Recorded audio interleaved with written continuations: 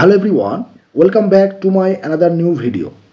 আজকের এই ক্লাসে আমি ক্লাস 12-এর যে সম্ভাবনা বিভাজন এবং সমসম্ভব চলক এবং সম্ভাবনা বিভাজনের যে চ্যাপ্টারটি রয়েছে সেই চ্যাপ্টারের রায়মার্টিনের যে টাইপ 3-র যে কোশ্চেন তোমাদের স্ক্রিনে যেটা রয়েছে সেই কোশ্চেনগুলোর সলিউশন তোমাদের দেখাবো। তাহলে চলো ক্লাসটা শুরু করা যাক। দেখো এই প্রথম যে অঙ্কটা রয়েছে, দেখো প্রথম অঙ্কে কী বলছে, একটা দেখো বিভাজন ছক দিয়ে দেওয়া আছে। দেখো একটা সম্ভাবনা যে বিভাজন যে ছক তোমার দিয়ে দেওয়া আছে, যেটা আগের ক্লাসে শিখিয়েছিলাম। সম্ভাবনা বিভাজন কী বলে দিয়েছিলাম। যদি তোমরা না দেখে থাকো, এর আগে দুটো ক্লাস রয়েছে, সেগুলো দেখে নিও। দেখে নিলে এই ক্লাসটা তোমাদের বুঝতে আরও সুবিধা হবে। এখানে যেটা চেয়েছে আজকের ক্লাসে, কী চেয়েছে না, চেয়েছে দেখো মধ্যক চেয়েছে, ভেদমান চেয়েছে, আর সম পার্থক্য চেয়েছে। এবার একটু বলি এই তিনটে জিনিস কী। দেখো তোমাকে যখন কোনো একটা এরকম সম্ভাবনা বিভাজন, আমি জাস্ট টেকনিক্যালি বলবো টেকনিক্যালি কীভাবে কাজ করতে হয়। দেখো সম্ভাবনা বিভাজন যদি তোমার একটা দিয়ে দেওয়া থাকে, ধরো এখানে কী শিখেছিলাম, এক্স দেওয়া থাকবে আর এখানে পি অফ এক্স দেওয়া থাকবে। ধরো এক্সের যে মান x1, x2, x3, x4, ধরো আমি চারটে বলছি, ধরো এক্সের মান এই চারটে আছে, আর তাদের করসপন্ডিং যে সম্ভাবনা, তার মানে এক্স ইকুয়াল টু x1 ঘটনা ঘটার সম্ভাবনা p1, x equal to x2 ঘটনা ঘটার সম্ভাবনা p2, x equal to x3 ঘটনা ঘটার সম্ভাবনা p3, R x equal to x4 ঘটনা ঘটার সম্ভাবনা যদি p4 হয়, তাহলে মনে রাখবে মধ্যক কি না, এর অনেকগুলো নাম বলতে মধ্যক অথবা গাণিতিক প্রত্যাশা, গাণিতিক প্রত্যাশা, ঠিক আছে। দেখবে এগুলো নোটেশান কি, কোনোটা একটা এম দিয়ে লেখে, অথবা এক্স বার দিয়ে লেখে, অথবা এক্স লেখে, এই সবগুলো একই জিনিস। তোমাকে যদি মধ্যক বলে, যদি গাণিতিক প্রত্যাশা যদি চায়, অথবা দেখবে এখানে আরেকটা আছে নিচের দিকে দেখো গড় মান, গড় মান, ওই একই জিনিস, ঠিক আছে। যদি ছোটো হাতের এম দেয় মানে মিন, বা এক্স বার দেয় বা এক্স বলে, এই সবগুলো যে কোনো একটা যদি চায়, তোমরা কী বের করবে না, কেরম বের করবে না, এটা সমান কি না x1 p1, মানে ওই যে সংখ্যা মানে এক্সের যে মানগুলো হবে তার সঙ্গে তার সম্ভাবনা গুণ করবে, x1 p1 plus x2 p2 করে এরকম যোগ করতে করতে যাবে, plus x3 p3 plus x4 p4। তাহলে এই যে মানটা মানে এরকম যতগুলো এক্সের মান দেয়া থাকবে আর তাদের করসপন্ডিং যে সম্ভাবনাগুলো দেয়া থাকবে, ওই সংখ্যাগুলোর সঙ্গে সম্ভাবনা গুণ করব, করে যোগ করতে করতে যাব, সেইটা হবে কি, সেইটা হবে ই অফ এক্স, বা এইটাকে আমরা কি বলি গাণিতিক প্রত্যাশা বা মধ্যক, বা সেটা এম দিয়েও লেখে, এক্স বার দিয়ে লেখে, এক্স দিয়ে লেখে, যাই দিলে কেন এই কাজটা তোমাকে করতে হবে, করলে তোমার সেই মধ্যকটা বেরোবে, ঠিক আছে। ভেদমান কি না, ভেদমানটাকে লেখে ভেরিয়েন্স বলে। ভেদমানের হচ্ছে সংজ্ঞাটা এরকম, variance of x. Variance of এক্সের এখানে যেরকম মানে এইগুলো একটু তোমার মনে রাখতে হবে। এখানে আমরা যে সূত্রটা ইউজ করবো সেটা হচ্ছে ই of x square minus E x তার হোল স্কোয়ার। এই সূত্র দিয়ে আমরা ভেরিয়েন্স বের করবো। তাহলে ই এক্স তো এখানে বের করা শিখেছি, এইটা মানে হয়ে গেল ই এক্স, ঠিক আছে, এইটা হলো ই এক্স।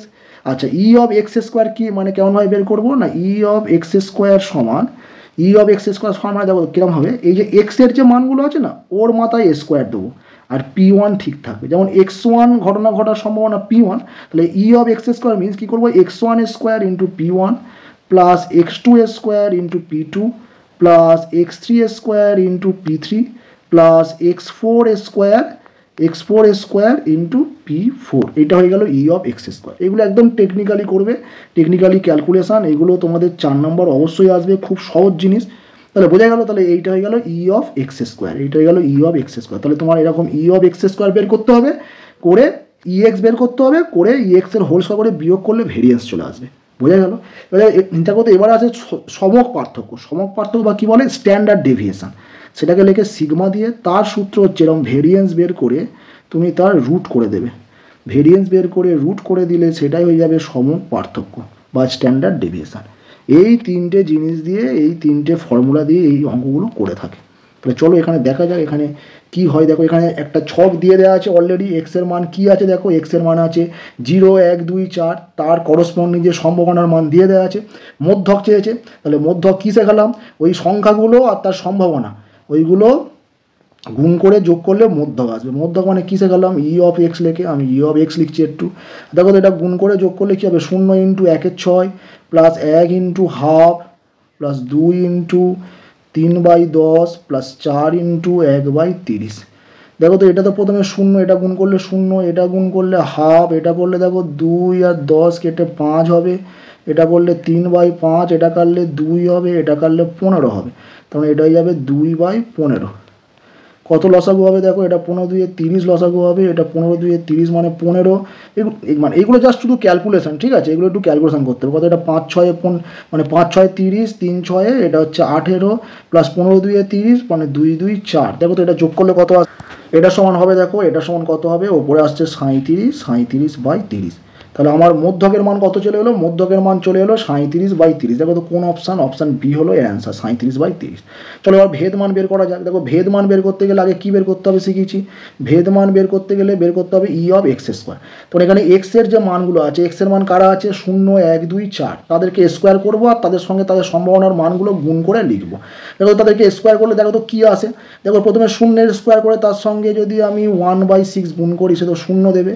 তারপরটা দেখো 1² ইন্টু হাফ প্লাস তারপরটা 2² ইন্টু 3/10 প্লাস তারপরটা দেখবে 4² ইন্টু 1/30। দেখো এটা ক্যালকুলেশন করলে কি আসে, দেখো প্রথমটা তো 0, এটা হাফ আসবে প্লাস এটা 4, তাহলে এটা 4 কেটে এটা 2 হবে, এটা 5 হবে, তাহলে ওপরে দেখো এটা হবে 3×2 = 6/5 প্লাস দেখো তো এটা কত, এটা 4×4 = 16, তাহলে একটা 2 দেওয়া কাটলে কত, 2 দেওয়া কাটলে দেখো ওপরে 8 হবে, নিচে হচ্ছে 15 হবে। ওকে, তো দেখো এখানেও সেম, এখানে কত, এখানে তোমার এইটা করলে তোমার যেটা আসবে সেটা হচ্ছে দেখো নিচে 30 লসাগু আসবে, 30 লসাগু এটা হচ্ছে 15×2 = 30, 15 হবে প্লাস 5×6 = 30 মানে 36 হবে প্লাস এটা হবে 15×2 = 30 মানে 8×2 = 16। ওকে, দেখো এটা সমান কত আসছে, দেখো এটা সমান তোমার চলে আসছে 15, এটা করলে দেখো এটা করলে 67/30। ওকে, তাহলে আমার E(x² চলে এলো। এবার আমার ভেরিয়েন্স বের করতে হবে। দেখো তো ভেরিয়েন্স সমান কি লেখা যায় না, ভেরিয়েন্স অফ এক্স সমান কি শিখেছি সূত্র, E(x² মাইনাস EX তার হোল স্কোয়ার। ঠিক আছে, EX তার হোল স্কোয়ার, এই সূত্র তোমাকে মনে রাখতে হবে। ঠিক আছে, তাহলে E(x² কত এলো, 67/30 মাইনাস দেখো E(x) মানে কত, এটা 37/30 তার হোল স্কোয়ার। দেখো দিস ইকুয়ালস টু, এটা হয়ে যাবে 67/30 মাইনাস 37 গুণ করবে 1369 আসবে, বাই নিচে হয়ে যাবে 900। দেখো এটা তোমার, দেখো এটা হয়ে যাবে তোমার হচ্ছে 900 লসাগু, আর 900কে 30 দেওয়া মানে ভাগ করলে 30, 67কে 30 দেওয়া ভাগ করলে দেখো এইটা হবে 2010 মাইনাস এইটা 1369, দেখো এটা বিয়োগ করলে আসবে 641/900। তাহলে দেখো তাহলে ভেরিয়েন্স অফ এক্স কত মানে কত আসছে, ভেরিয়েন্স অফ এক্স চলে আসছে 641/900। দেখো তো এখানে আছে কি না, দেখো 600, দেখো এই অপশান এতে আছে 641/900। ওকে, চলো এটাতে দেখা যাক সমপার্থক্য কী আসে। দেখো সমপার্থক্য মানে কি শিখিয়েছি না, স্ট্যান্ডার্ড ডেভিয়েশন মানে সিগমা, সিগমা সমান কি না √ওভার ভেরিয়েন্স অফ এক্স, তো এটা হবে √ওভার 641/900। তাহলে দেখো 641 রুট এরকম 641 এরকম রেখে দাও, আর 900 করলে কত 30, দেখো তো 600 √ওভার 641/30, সরি দেখো এটা হয়ে যাবে √ওভার 641/30 অপশানে, বোঝা গেল। এবার সমস্ত অঙ্ক এই নিয়ম ধরে হবে। চলো 4 থেকে অঙ্কটা দেখা যাক।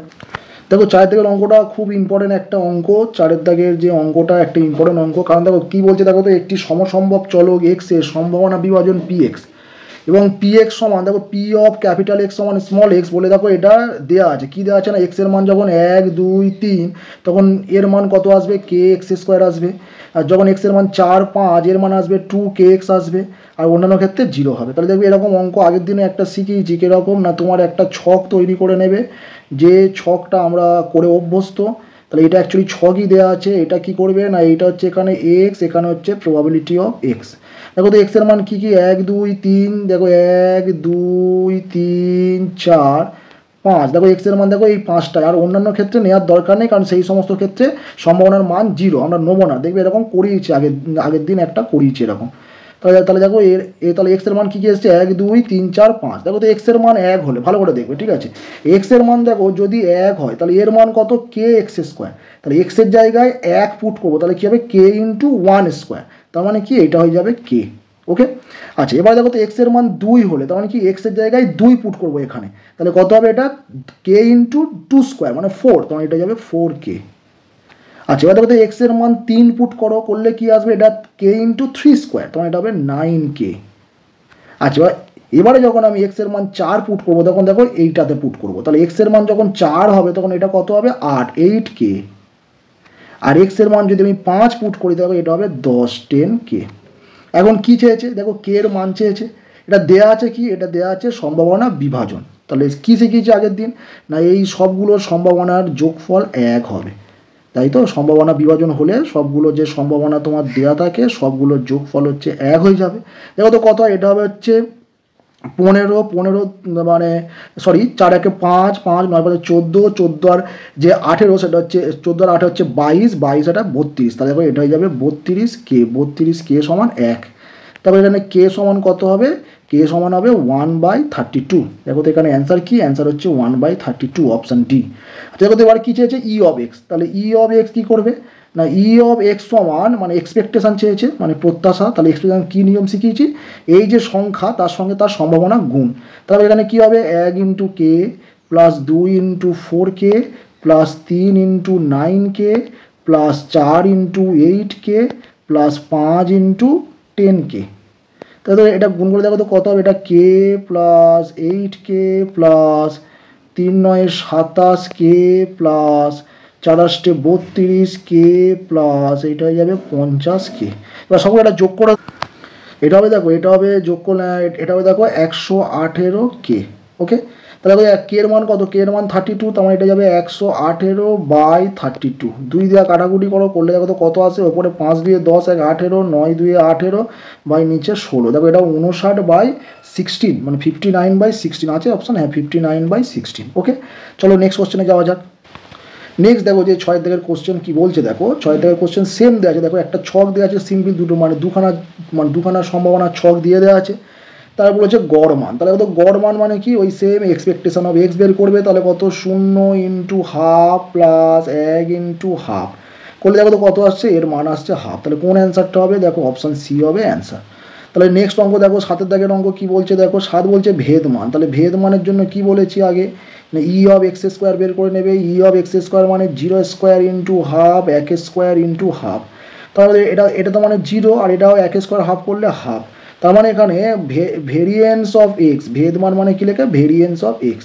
তাহলে এর সূত্র কি না, এর সূত্র হচ্ছে ই of x square minus E of x তার হোল স্কোয়ার। দেখো তো ই অফ এক্স স্কোয়ার কত এসছে, হাফ এসছে, মাইনাস ই এক্স তার হোল স্কোয়ার, ই এক্স মানে হাফ তার হোল স্কোয়ার। তো এটা হবে হাফ মাইনাস 1/4, এটা বিয়োগ করলে দেখো এটার অ্যান্সার হবে হচ্ছে 1/4, 1/4। দেখো তো এটা অপশান কত, এটা হচ্ছে 1/4।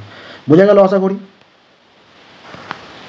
আজকের ক্লাসটা এইটুকুই থাক, নেক্সট আবার ক্লাসে এরকম কিছু কোশ্চেন নিয়ে হাজির হব। Thank you for watching this video, good bye.